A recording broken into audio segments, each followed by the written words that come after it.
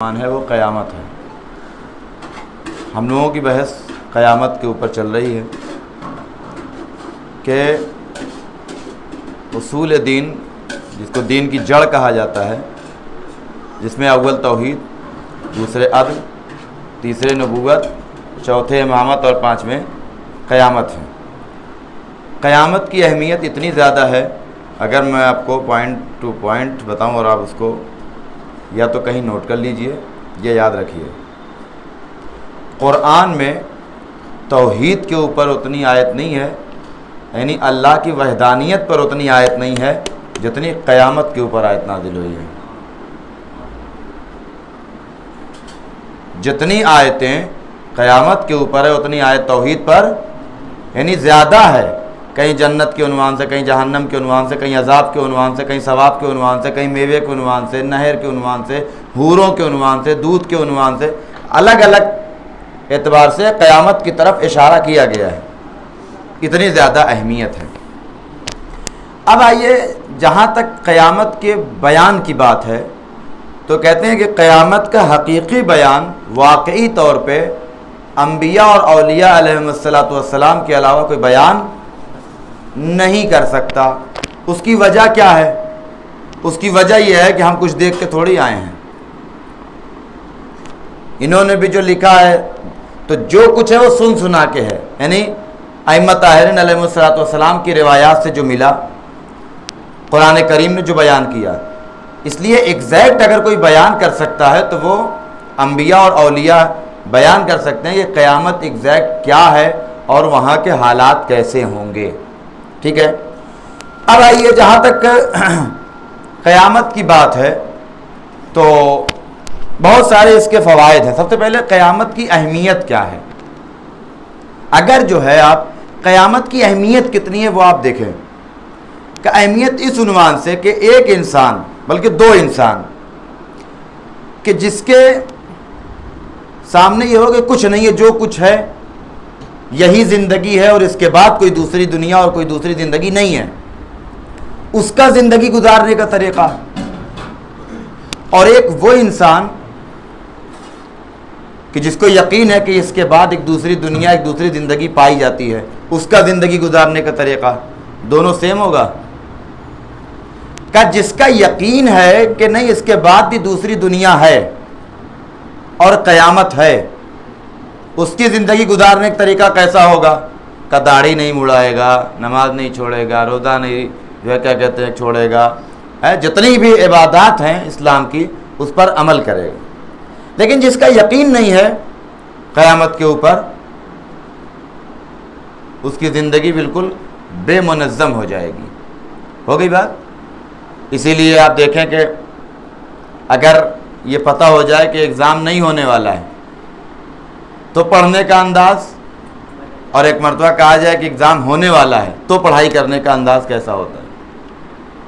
اور یہ تو کووڈ میں ہم سب لوگوں نے دیکھا ہوگا کہ آن لائن امتحان ہوتا تھا، اس کی تیاری کیسے کی جاتی تھی، اور اب آف لائن ہو رہا ہے تو اس کی تیاری کیسے کی جا رہی ہے۔ تو قیامت کی اہمیت اس عنوان سے ہے کہ سب سے پہلا کہ اگر انسان کو قیامت پر یقین ہو تو قیامت کا فائدہ یہ ہے کہ انسان کی زندگی منظم ہو جاتی ہے۔ ہو گئی بات؟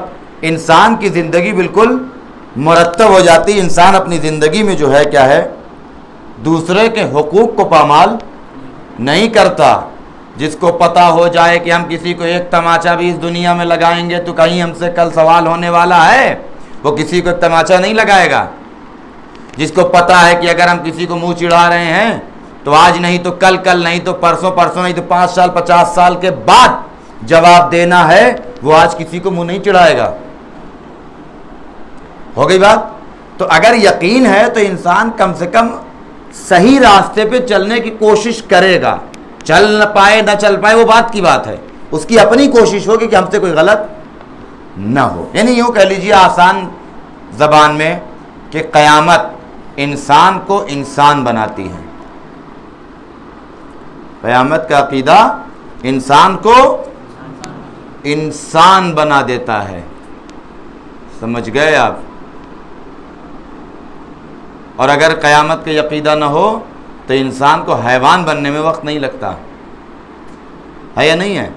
تو اب یہیں سے سمجھ لیجئے کہ اگر کوئی انسان اسلام کے قوانین کی اور خدا کے فرامین کی مخالفت کرتا ہے، داڑھیاں مڑاتا ہے اور داڑھیاں چھلاتا ہے یا دوسرے امور انجام نہیں دیتا، اور ایسا انسان اگر آپ کو مجلس میں روتا ہوا یا ماتم کرتا ہوا دکھائی دے تو اس پر دھوکہ نہ کھائیے گا، اس لیے کہ جس کے دل میں خوف خدا ہوتا ہے، یعنی قیامت کا یقین ہوتا ہے، وہ سب سے پہلے اسلام کے قوانین پر عمل کرنے کی کوشش کرتا ہے۔ تو پہلا فائدہ کیا ہے کہ اگر انسان قیامت پر یقین رکھتا ہے تو انسان کی زندگی منظم ہو جاتی۔ کیا ابھی ہم نے کہا تھا کہ قیامت کا عقیدہ انسان کو انسان بناتا ہے، اور اگر قیامت کا عقیدہ نہ ہو تو انسان کو حیوان بننے میں وقت نہیں لگتا۔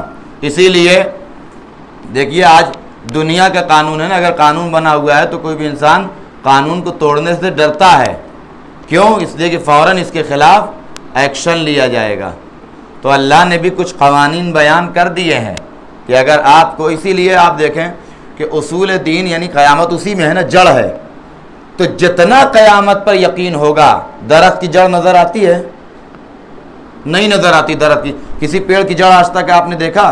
کیسے پتہ پاتے ہیں کہ اس کی جڑ مثلا کیا کہتے ہیں بہت زیادہ مضبوط ہے؟ کیسے پتہ پائیں گے آپ؟ پتے ہرے بھرے ہیں، پھل جو ہے وہ ٹناٹن آ رہا ہے، ایک دم بہترین پھل دے رہا ہے، تو یہی تو پتہ پائیں گے۔ یا آج تک آپ نے کسی کو دیکھا کہ کسی نے درخت کی جڑ کھود کے دیکھا ہو کہ خراب ہو جائے گا؟ اچھا اگر آپ نے دیکھا پتے سوکھ گئے، پھل نہیں آ رہا ہے، جو ٹناٹن پھل آ رہا تھا وہ غائب ہو گیا، بالکل ڈراونا لگنے لگا پیڑ، کیا کریں گے آپ؟ کاٹ دیں گے، ہے دروازہ بنا دیں گے، کھڑکی بن جائے گی، چارپائی بنا دیں گے، بن اٹھے گی لکڑی کی چارپائی، ہوگا نہیں ہوگا؟ تو ویسے ہی اصول دین کو دین کی جڑ کہا گیا ہے نا۔ قیامت کس میں ہے؟ وہی تو جڑ میں ہے، کہ جیسے درخت کی جڑ نظر نہیں آتی ویسی دین کی جڑ بھی نظر نہیں آتی۔ مطلب کہ دین کی جڑ کیا ہے؟ توحید۔ آپ کو کیا پتا کہ ہمارے دل میں کتنا ہے اللہ؟ نبوت کا عقیدہ، وہ تو دین کی جڑ ہے نا، ظاہری طور پہ دکھتا ہے۔ دکھتا کیا ہے؟ دین کی شاخیں دکھتی ہیں، جیسے درخت کی شاخیں دکھتی ہیں، دین کی شاخیں دکھائی دیں گی۔ دین کی شاخیں کیا کیا ہیں؟ نماز دکھائی دے گی، روزہ دکھائی دے گا، حج دکھائی دے گا، زکوٰۃ دکھائی دے گا، خمس دکھائی دے گا، جہاد دکھائی دے گا، امر بالمعروف دکھائی دے گا، نہی عن المنکر دکھائی دے گا، تولا نعرہ حیدری دکھائی دے گا، تبرہ فلاں پہ لعنت دکھائی دے گا۔ تو فروع دین کی جو شاخیں 10 ہیں اس کو شاخ کہا جاتا ہے، برانچز۔ تو برانچز دکھائی دیتی ہیں بٹ جڑ دکھائی۔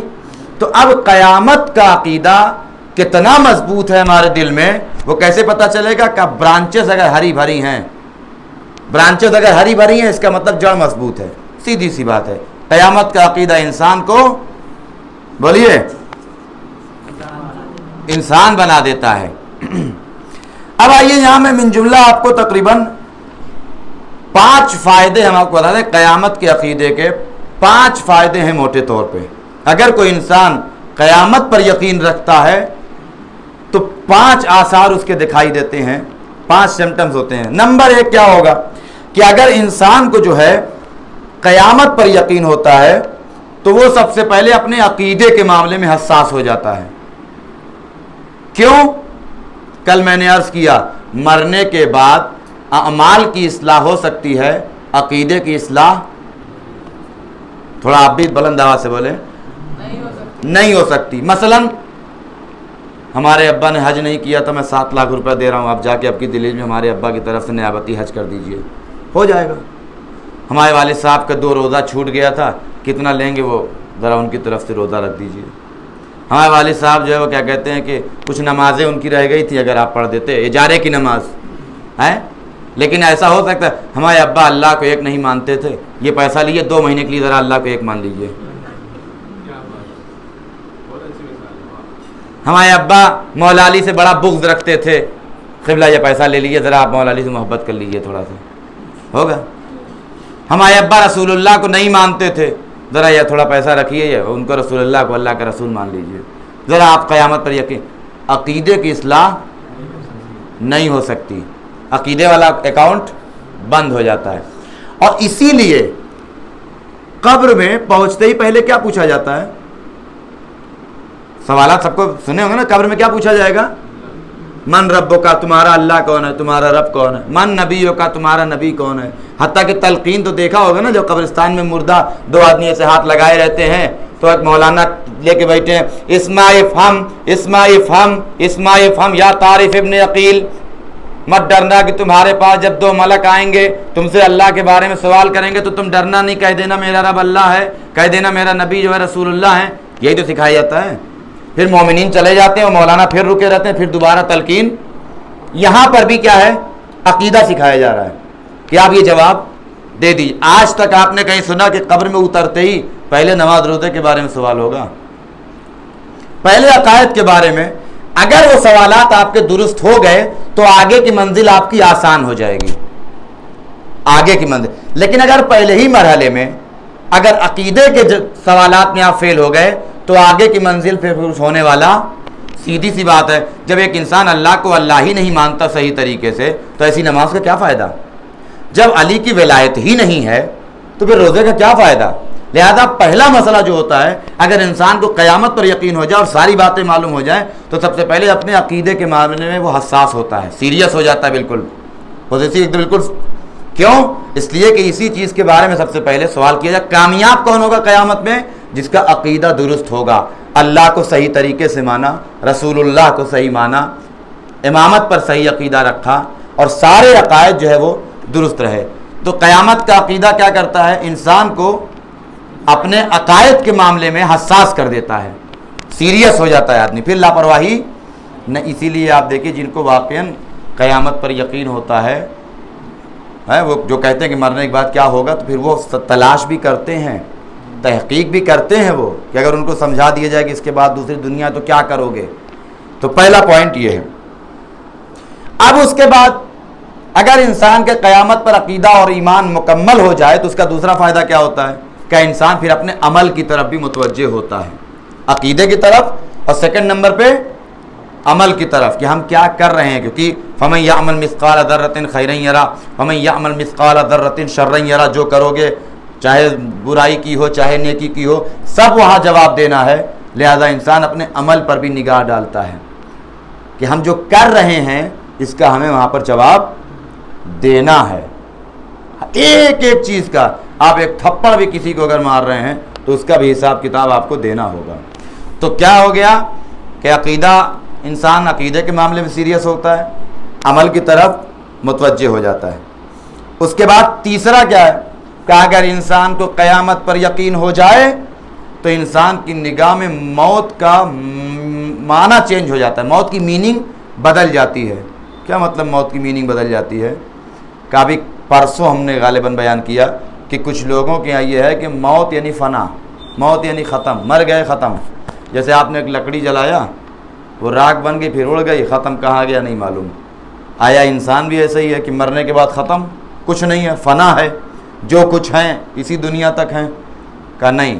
اگر انسان کو قیامت پر یقین ہو جائے تو پھر وہ موت کو فنا نہیں سمجھتا بلکہ موت کے بعد دوسری زندگی کا ایمان اور یقین رکھتا ہے. سمجھ گئے آپ؟ یقین وہ حتماً رکھتا ہے. اور آپ دیکھ لیجئے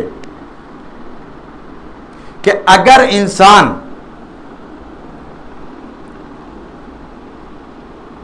اس کے پہلے کی بھی زندگیوں پہ غور کرے، یہ کوئی آخری اور پہلی زندگی نہیں، اس کے پہلے بھی کتنے مراحل سے انسان گزر چکا ہے یا نہیں ہے؟ 9 مہینے کی زندگی ماں کے شکم میں تھے یا نہیں تھے؟ اچھا ایک چیز آپ یہ بتائیے، 2 پوائنٹ ہوا نا، پہلے اس کو سمجھ لیجئے. ایک ایسا ہونے لگے واقعہ کہ جتنے بچے پیدا ہو رہے ہیں سب مر جا رہے ہیں، سب مر جا رہے ہیں، سب پیدا ہوتے ہی مر جا رہے ہیں. تو اگر پیدا ہوتے ہی سارے بچے مر جا رہے ہوں تو وہ جو 9 مہینے تک ماں کے پیٹ میں رہے وہاں رہنا بیکار ہوا یا نہیں ہوا؟ بے مقصد ہوا یا نہیں ہوا؟ بے معنی ہوا یا نہیں ہوا؟ کہ مولانا مر تو ویسے بھی جاتے ہیں لیکن جنرلی نہیں مرتے نا. 100 بچے اگر پیدا ہو رہے ہوں تو 10 مرتے ہیں ابھی بھی، لیکن 90 تو زندہ رہتے ہیں. لیکن اگر ایسا ہونے لگے کہ جو بھی بچہ پیدا ہو رہا ہے وہ مر جا رہا ہے، تو ماں کے پیٹ میں رہنا وہ 9 مہینہ بیکار ہوا یا نہیں ہوا ہے؟ تو اس کا مطلب یہ ہے کہ ماں کے پیٹ میں جو بچہ 9 مہینے تک ہے اس کا ماں کے پیٹ میں زندہ رہنا اور 9 مہینے تک باقی رہنا، اس کو بامقصد کب بنے گا؟ یہ کہ جب اس کے بعد کوئی دوسری دنیا ہو، ہے یا نہیں ہے؟ اگر اس کے بعد کوئی دوسری دنیا نہ ہو تو 9 مہینہ ماں کے پیٹ میں رہنا بیکار ہوا یا نہیں ہوا؟ اس کا مطلب یہ ہے کہ ایک زندگی کے بعد اگر دوسری زندگی نہ ہو تو پچھلی والی زندگی بیکار ہوگی۔ جب خداوند عالم نے 9 مہینے کی زندگی کو بیکار قرار نہیں دیا، اس کے بعد ایک 60 سال کی زندگی رکھی، تو اس 60 سال کی زندگی کے بعد کوئی دوسری زندگی نہیں ہوگی۔ عقل کیا کہتی ہے کہ اگر 9 مہینے کی زندگی کے بعد خدا نے ایک 60 سال کی زندگی رکھی تاکہ یہ 9 مہینے کی زندگی کا کوئی ایم ہو، تو 60 سال کی زندگی کے بعد کوئی دوسری زندگی نہیں ہوگی، اور اگر نہ ہو تو پھر یہ 60 سال کی زندگی برباد ہوئی یا نہ ہوئی؟ تو جب اللہ 9 مہینے کی زندگی کو برباد نہیں کر رہا تو 60 سال کی۔ اور دوسرا پوائنٹ یہ ہے کہ ایک زندگی کا اثر دوسری زندگی پر پڑتا ہے، یہ فیکٹ ہے، نہیں اگر آدمی دیکھے کہ زندگی کا اثر دوسری زندگی پر پڑتا ہے۔ 9 مہینے ماں کے پیٹ میں بچہ ہے تو جیسے وہاں ہوگا وہ سارے اثرات اس دنیا میں مرتب ہوں گے۔ اگر بچہ ماں کے پیٹ میں ایک آنکھ لے کے آ رہا ہے تو اس دنیا میں آ کے 2 آنکھیں نہیں ہو سکتی۔ اگر بچہ ماں کے پیٹ سے پیدا ہوا ایک کان لے کر کے تو اس دنیا میں آ کر کے 2 کان نہیں ہو سکتے۔ آپ پلاسٹک کے لگا لیجئے، سرجری کر کے، وہ ایک الگ مسئلہ ہے، لیکن 2 کان، یعنی اس کا مطلب پچھلی زندگی میں جیسے ہیں اسی انداز سے دوسری زندگی میں منتقل کیے جائیں گے، اس کے اثرات یہاں پر بھی مرتب ہوں گے۔ ویسے ہی ہم اس دنیا میں جس طرح سے گزار رہے ہیں یہ سارے اثرات ہم کو دوسری دنیا میں بھی دکھائی دیں گے۔ تو 3 پوائنٹ ہوا کہ انسان اگر قیامت پر یقین رکھے تو عقیدے میں سیریس ہوگا، عمل میں سیریس ہوگا، موت کی میننگ چینج ہو جائے گی، یعنی اینڈ نہیں ہے، دا اینڈ نہیں ہے، بلکہ اسی لیے ہمارے یہاں کیا کہا جاتا ہے، ایک لفظ اگر کوئی مر جائے تو کیا کہتے ہیں ہم لوگ؟ ہیں ہاں، اِنَّ لِلَّهِ، انتقال ہو گیا۔ انتقال یعنی کیا؟ بدل، ٹرانسفر ہو گئے۔ یہ ٹرانسفر کا مطلب کیا؟ ہمارے یہاں تو ہم تو کہتے ہی نہیں مر گئے، وہ انتقال ہوا ہے، یعنی یہاں سے دوسری جگہ پوسٹنگ ہو گئی ہے۔ تو روزانہ ہم لوگ کہتے ہیں انتقال ہو گیا، تو اس پہ غور کریں نا انتقال کی میننگ کیا ہے۔ واقعاً اللہ کا شکر ادا کرنا چاہیے کہ ایسے در سے ہم وابستہ ہیں کہ ہم متوجہ بھلے نہ ہوں لیکن ہم وہی کہتے ہیں، نہیں انتقال، ہم موت کو فنا نہیں سمجھتے۔ ہمارے یہاں جب کوئی مر جاتا ہے تو ہم کہتے ہیں کہ انتقال ہوا ہے۔ چوتھا کیا ہے کہ اگر انسان کو قیامت پر یقین ہو جائے تو چوتھا فائدہ یہ ہوتا ہے، چوتھا جو سمٹم جو نظر آتے ہیں کہ اس کو واقعاً قیامت پر یقین ہے، کہ پھر آدمی جو ہے مادی دنیا، یہ جو دنیاوی زندگی ہے، آپ دیکھیں گے اس میں پھر بہت زیادہ وہ جو ہے وہ پریشان نہیں ہوتا، نہ اس میں بہت زیادہ وہ دل لگاتا ہے۔ کیوں؟ اس لیے کہ اس کی سیدھی سی مثال ہے، اگر آپ سعودی، دبئی، کویت جائیے ہیں اور چاہے جتنا وہاں پہ آپ کو آرام ہو، لیکن آپ وہاں کوئی پلاننگ کرتے ہیں؟ وہاں کوئی پلاننگ کریں گے؟ کیوں نہیں کرتے آپ وہاں کوئی پلاننگ؟ کیونکہ چاہے جتنا آپ 20 سال رہ لیجئے، 25 سال رہ لیجئے، پلاننگ آپ گھٹکے سر کی ہی کریں گے۔ گرچہ بڑھاپے میں لوٹیں، 55 سال، 60، جوانی میں گئے تھے سعودی عرب، تازی شادی ہوئی تھی، 22-24 سال سعودی گئے اور پوری زندگی سعودی کٹ گئی، 55 سال میں لوٹے جب لڑکا جوان ہو گیا، 15 سال میں مر گئے، تو زیادہ کہاں رہے؟ سعودی میں رہے ہے۔ بعض لوگوں کی تو خدا کسی کے ساتھ ایسا نہ کرے، بعض لوگوں بیچارے انتقال وہیں ہو جاتا، لاش لانی پڑتی ہے سعودی سے، لیکن اس کے باوجود پلاننگ کہاں کے لیے ہوتی ہے؟ گھر کے لیے ہوتی، جہاں ہم کو جانا ہے۔ کہ اگر انسان کو قیامت پر یقین ہو جائے تو پھر وہ مادی دنیا میں بھی پریشان نہیں ہوتا، اس کی ساری پلاننگ وہاں کے لیے ہوتی ہے۔ سمجھے آپ؟ اس کی ساری پلاننگ کہاں کے لیے ہوگی؟ وہاں کے لیے ہوگی۔ اسی لیے خطبہ صفات متقین میں جو ہے وہ صفات متقین میں جب حمام نے آ کے مولا سے پوچھا کہ مولا متقین کی صفات بیان کی، تو مولا نے کہا کہ حمام رہنے دو، تو حمام نے جو ہے وہ قسم دے دی، نہیں مولا بیان کیجئے، نہیں مولا بیان کی، تو مولا نے جو ہے صفات بیان کرنا شروع کیے ہے۔ کہ متقین کی صفات یہ ہیں کہ ان کو آپ دیکھیں گے تو ایسا لگے گا کہ جیسے وہ بیمار ہیں، ان کی نگاہ میں جنت ایسے ہی ہے جیسے وہ دیکھ رہے ہیں اور اس کی نعمتوں سے فائدہ اٹھا رہے ہوں، اور ان کی نگاہ میں جہنم ایسی ہے جیسے وہ اس میں عذاب کا مزہ چکھ رہے ہوں۔ مطلب زندگی ایسے گزارتے ہیں کہ نہ انہیں موت کا خوف ہوتا ہے، نہ انہیں اس دنیا میں جانے سے کوئی کسی طرح کا کوئی ہراس ہوتا ہے، کوئی خوف نہیں ہے۔ آپ ان کو دیکھیں گے تو بالکل ایسا معلوم ہوگا کہ بیمار ہیں۔ یعنی انسان کی نگاہ میں اس زندگی کی کوئی حیثیت پھر نہیں رہ جاتی۔ بس ہاں ٹھیک ہے، 2 روٹی ہے، 1 مکان ہے، کافی ہے، بہت زیادہ ہمیں یہاں بنانا نہیں ہے۔ جو کچھ کرتا ہے انسان پھر وہاں کے لیے کرتا ہے پلاننگ۔ اگر ہم لوگ واقعاً وہاں کے لیے کوئی پلاننگ کر رہے ہیں، یہاں تو اگر انسان کو جو ہے کیا کہتے ہیں کہ ذرا سا دنیاوی فائدے میں کوئی فائدہ نصیب ہو رہا اور اگر آخرت کا کوئی فائدہ جو ہے اس سے خراب ہو رہا تو کوئی مسئلہ نہیں، دنیا کا فائدہ ہو، آخرت کے فائدے کی ضرورت نہیں ہے۔ جبکہ مومن کیا ہے، آخرت کے فائدے کو ترجیح دیتا ہے، دنیا کے فائدے کو پیچھے کرتا ہے۔ 5واں کیا ہے کہ اگر انسان کا قیامت پر یقین ہو جائے، کتنا ہو گیا؟ نمبر 1 عقیدہ سیریس ہوگا، عمل میں سیریس ہوگا، اور موت کی میننگ بدل جاتی ہے، پھر وہ موت کو انتقال کہتا ہے، فنا نہیں کہتا۔ چوتھا کیا ہے کہ پھر اس کو دنیا کی رنگرینیوں میں یہاں کوئی دل اس کا، یہاں اس کو کچھ نہیں بنانا ہے، کھانے کمانے رہنے بھر کے لیے ہو گیا، باقی جو بنانا ہے وہاں بنانا ہے۔ اہل بیت علیہ السلام کے لیے ملتا ہے نا کہ وہ روزانہ جو ہے فقیروں اور مسکینوں اور غریبوں میں لٹا دیتے تھے، کچھ بھی بینک میں سیف اہل بیت نہیں کرتے تھے، ان کے پاس کوئی اکاؤنٹ نہیں تھا، سب لٹا دیتے تھے۔ 5واں پوائنٹ کیا ہے کہ اگر انسان کا قیامت پر یقین ہو جائے تو پھر انسان کا ایک ہدف معین ہو جاتا ہے، ایک ایم طے ہو جاتا ہے کہ ہاں مثلا ہم کو فلاں جگہ جانا ہے، تو درمیان میں وہ کہیں نہیں اترتا۔ اس کی مثال جیسے یہاں سے آپ نے ٹرین پکڑی سکندرآباد کے لیے، جانا ہے آپ کو کہاں؟ راجمنڈری، ٹھیک ہے؟ آپ کو بھوک لگی تو آپ بیچ میں کیا کہتے ہیں کسی اسٹیشن پہ مثلا وجے واڑہ میں اتر گئے، تو کیا اتر کے وہیں ارے یہاں بڑھیا اڈلی ڈوسا مل رہا ہے، بیٹھ کے اپنا کھا پی رہے، سو گئے وہیں؟ راجمنڈری نے چھوڑو یہاں بڑھیا مزہ آ رہا ہے، رک جاتے ہیں، ایسا کریں گے؟ نہیں، بلکہ کھانا لے لیں گے اور آ کے ٹرین میں کھائیں گے، وہاں بیٹھ کے بھی ہوتا ہے نہیں ہوتا ہے؟ چاہے جتنی پیاس لگی ہو، مر رہے ہوں پیاس سے، لیکن اس کے بعد اترے، ارے یہاں کا پانی اچھا ہے، یہاں مزہ آ رہا ہے، دیکھنے میں اچھا لگ رہا ہے، یہیں رک جاتے ہیں، چھوڑو، کرتے ایسا؟ پانی لے کے دوبارہ پانی اسٹیشن پہ بھی نہیں پئیں گے کیونکہ ٹرین نہ چھوٹ جائے۔ انسان چاہے درمیان میں اتر بھی جائے مگر پھر فوراً اپنے مقصد پہ جو ہے سوار ہو جاتا ہے۔ کیوں؟ اس کو جانا ہے راجمنڈری، مقصد وہاں ہے۔ کہتے ہیں اگر انسان کا قیامت پر یقین ہو جائے، وہ درمیان میں دنیا میں کہیں پر بھی اتر جائے، دوبارہ پھر اپنے دین پر سوار ہو جاتا ہے، دوبارہ پھر اپنے دین کی